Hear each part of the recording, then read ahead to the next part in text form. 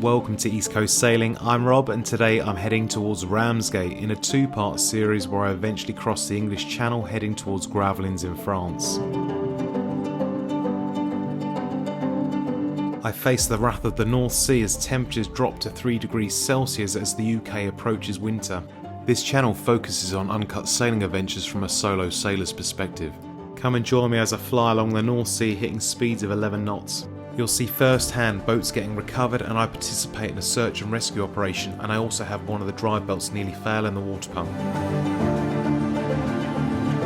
Crossing the English Channel is a rite of passage for any sailor. We have to contend with moving sandbanks, shipwrecks, fast moving tides and busy shipping lanes. If you can sail here, you can sail anywhere in the world.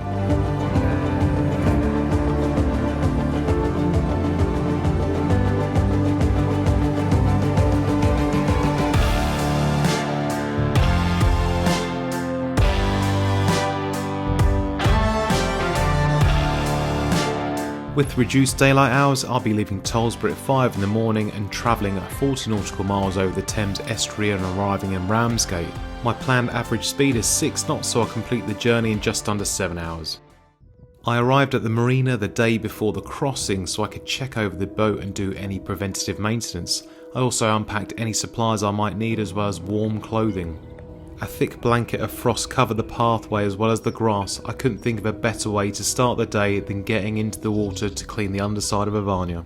I jumped in with the waders on, but the tide had already started to come in and it was too deep. I also had a small pinhole leak in the back of the heel. Luckily, I always carry an emergency wetsuit in the bilge locker so I could carry on cleaning the underside.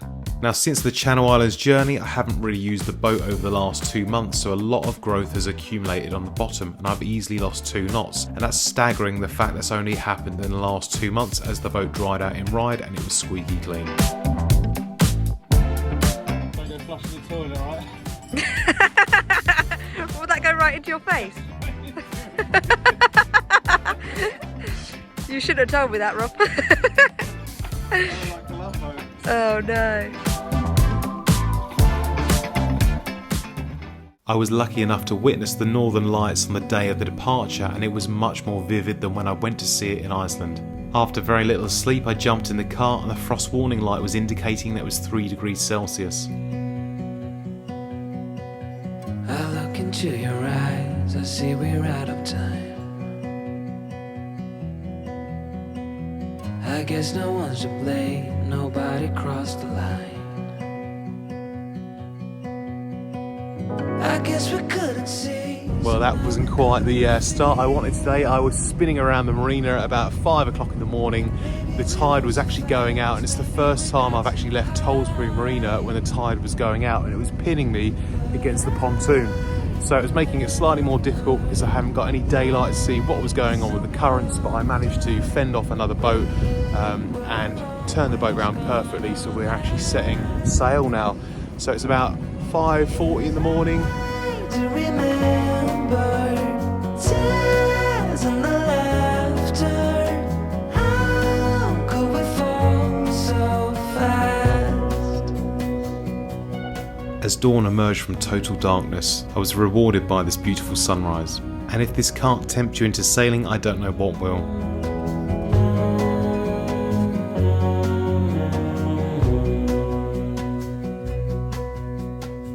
Will be no hard goodbyes, thank God we're civilized.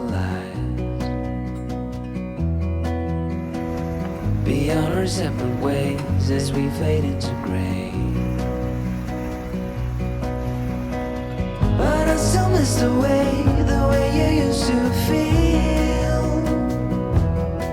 Hi guys, it's Rob from East Coast Sailing. Today I'm heading across the English Channel and I'm going to France, specifically a location called Gravelines. I haven't been there in about 7 years, so I'm looking forward to visiting and seeing if it's as good as what I remember. The only difference is I'm a little bit greyer, but I've got a bigger boat this year, so it's going to be a little bit easier. Now I'm doing this solo today and you can see I'm supporting the Beneteau HPX winter gloves because it's 3 degrees this morning. It's a far cry from the weather I had about 2 months ago on my trip to the Channel Islands, but it's going to make some nice content. So if you've never gone across to France, hopefully this video is going to give you a little bit of insight. Now why do we care to dream? Guess we won't. I was monitoring the lifeboat that was coming towards me on the AIS display. It was making some very odd manoeuvres and making slow progress.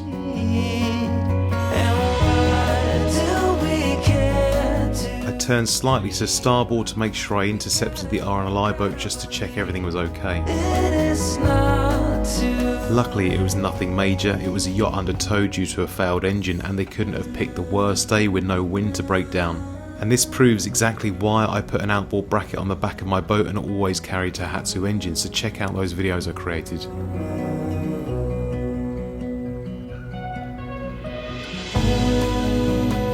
I'm now approaching the southwest sunk, so it's a cut through in the North Sea and it takes about an hour and a half off the journey. I have a love-hate relationship with this area because every journey I have to do to the south coast always involves going through this. Now if I go through there incorrectly, I could get picked up and put on a sandbank, which would cause significant damage to the keel. I'm fairly lucky the fact it's a nice gentle day, so I haven't got to worry too much, but we're going to keep our eyes open looking for any turbulent water which will signify a shallow sandbank. I felt particularly uneasy on this cut through. I arrived here 2 hours before low water, which I never usually do. I could see white water breaking all around me. The depth readings under the keel dropped below 2 meters. The delayed start to the morning was coming back to bite me. The cut through is also littered with wrecks, but luckily I saw the depth gauge increasing and my anxiety washed away.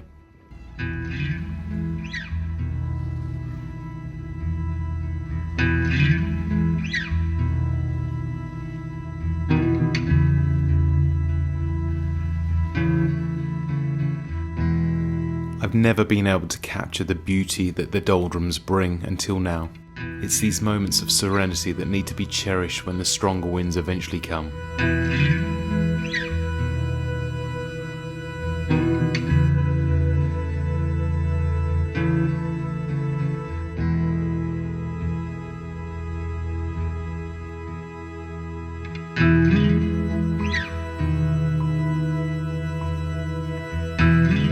On the AIS display I could see I was on a collision course with a cargo ship called Adeline. As fate had it, I'd previously met this boat also in the Thames estuary in the middle of heavy sea fog. I was exploring all the forts and wrecks on the way to Chatham in Kent.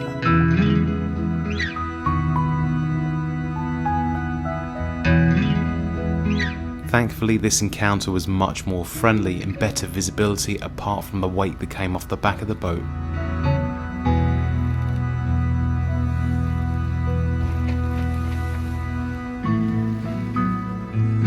With Northumberland and Margate on the nose, we passed by the busy shipping anchorage on the starboard side. As I made my way slowly around Broadstairs, Ramsgate port come into view.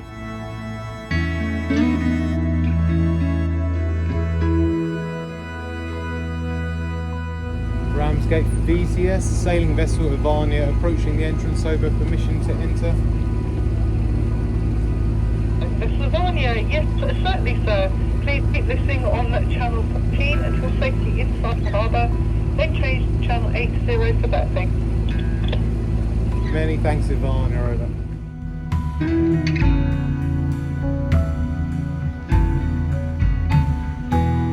I arrived safely into Ramsgate and I was given a stern reminder by port control to pass between the buoys on my departure. Ramsgate Harbour is a commercial port and it's dredged so you can get in any state of the tide. The visitor berths are located on the outer western marina just on the left hand side. Before entering, I'd advise to do a sighting lap so you can check what berths are free before making your manoeuvre.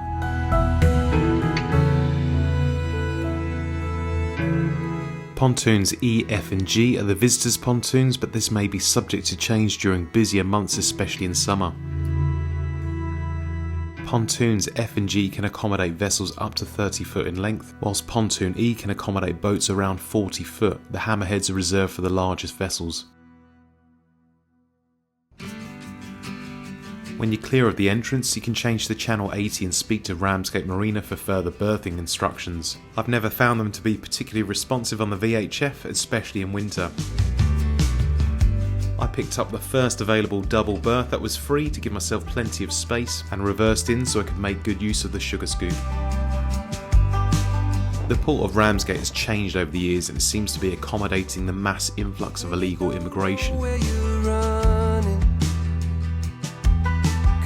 These patrol vessels act like water taxis, bringing back anyone who wants to come to the UK. When you come to Ramsgate, make sure you check out Starbuck, which is along the quayside. It's probably one of the best preserved wooden boats, which was built in 1942 and served in World War II. The iconic red brick arches are packed full of restaurants, antique stores and lots of chandleries. After an ice cold beer, I got my head down for an early night as I had 2 special visitors coming the next day.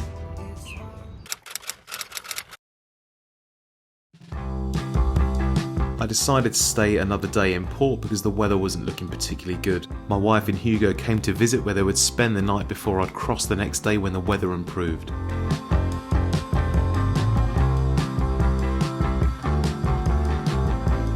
We decided to venture out and explore Ramsgate and do some well-needed retail therapy.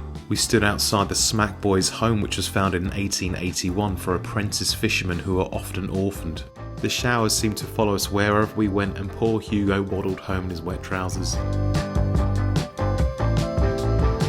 We headed back to the boat to get some respite from the rain and waited for the sun to eventually come out.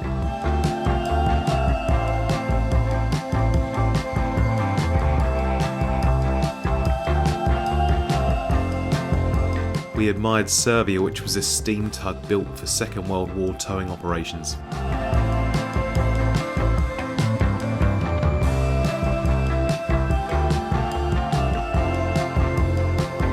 We climbed to the top of the colourful stairs to the vantage point where we got an amazing view as the sun began to set over the beach. And this is what I love about sailing, you're forced to explore everywhere on foot and you get to find some really quirky places. If you love your food, Ramsgate is in abundance with good quality restaurants. We went to A La Turque, which is on the seafront, which is one of the best restaurants in Ramsgate. Poor Hugo was drenched by another rainstorm, so it was another waddle back to the boat. Even this lone mackerel had given up all hope at this point. A combination of the strong incoming tide and a southwesterly wind produced these large uncomfortable swells in the marina.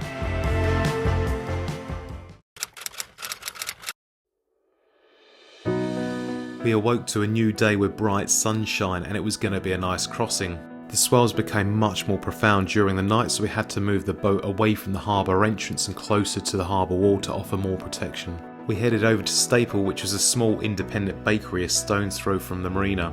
With an unbelievable selection of pastries, I grabbed a pan au chocolat and a cappuccino and we headed out to the waterfront to eat our breakfast. It was honestly exhausting watching the runners as I ate my pastries in the morning.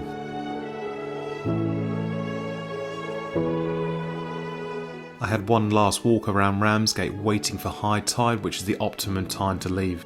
The bikini-clad babes on the balcony waved farewell.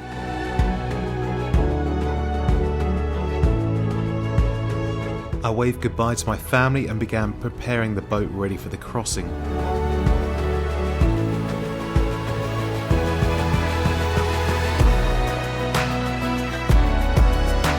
I just want to say a massive thank you to all the regular subscribers, especially Liz and Carter, who made a generous donation and buy me a coffee. The link's in the description.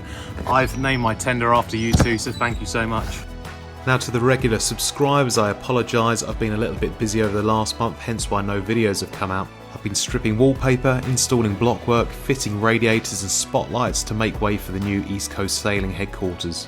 After lots of plastering, filling and decorating, the room was finally ready for underlay and carpet, and the transformation is incredible. I'm sure you can appreciate the amount of effort that goes into making these videos, so if you would like to support the channel, head over to the East Coast Sailing shop, and you can be assured 5% of the profits will go to the RNLI to keep us sailors safe at sea. Thanks for watching East Coast Sailing, and if you've enjoyed today's episode, hit the like button, subscribe to the channel and turn on notifications to get the latest episodes. Come and join me next week for a wintry English Channel crossing over to Gravelines in France, and I also stop off at Ramsgate where I'm boarded by Border Force.